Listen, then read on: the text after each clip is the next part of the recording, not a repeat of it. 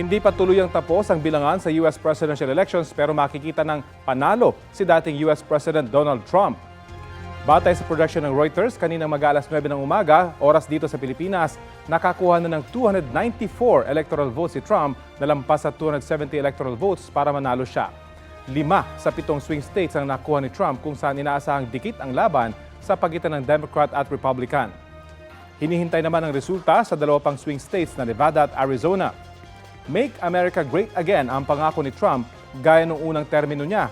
Paano niya ba ito may sasakatuparan sa Amerika at ano ang aasahan ng ibang bansa sa muli niyang pagbabalik sa White House?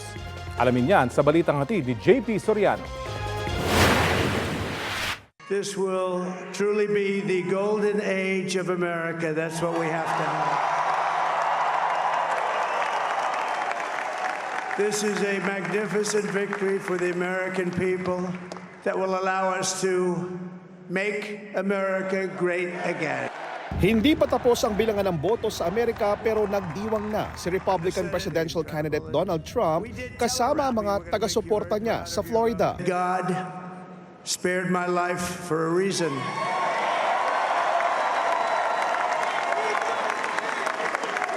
And that reason was to save our country and to restore America to greatness. And now we are going to fulfill that mission together. Ang running mate niyang si J.D. Vance, tinawag na niyang Vice President-elect. After the greatest political comeback in American history, we're going to lead the greatest economic comeback in American history under Donald Trump's leadership. Batay sa projections ng ilang US media at wire agencies, sa Senado ng Amerika ang Republican Party ni Trump ang magiging mayorya. Hindi pa malinaw kung sino ang magiging mayorya sa House of Representatives, pero lamang ang Republicans batay sa mga projection. Di gaya sa Pilipinas, hindi ang kabuuang bilang ng boto o popular vote ang batayan ng mananalo sa eleksyon sa Amerika. Electoral votes ang pinaglalabanan. Kada isang estado may katumbas na bilang ng electoral votes. At sa karamihan ng US state, kung sino ang mananalo sa isang estado, siya ang makakakuha ng lahat ng electoral votes para sa estadong yon. Ang mahigpit na pinaglalabanan ay yung mga tinatawag na swing state kung saan parehong may tsansang manalo ang mga Democrat at Republican. Wagi rin si Trump batay sa popular vote kung titignan ang mga projection. Nagpaabot na ng pagbati ang iba't ibang lider kabilang si Pangulong Bongbong Marcos. Umaasa si Pangulong Marcos na makakatrabaho si Trump sa mga issue na parehong makatutulong sa dalawang bansa.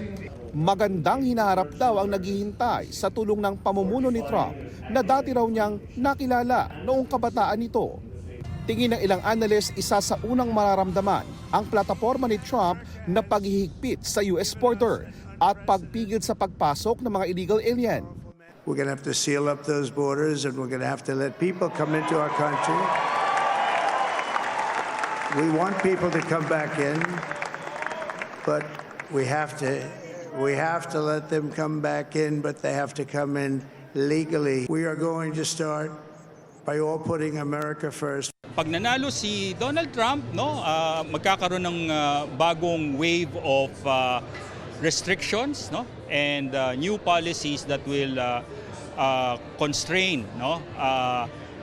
immigration to the United States, even for those who are already there. Magkakaroon ng epekto rin sa mga ibang kababayan natin, lalong-lalo na yung mga gustong mag-migrate sa United States. So mas magiging mahigpit.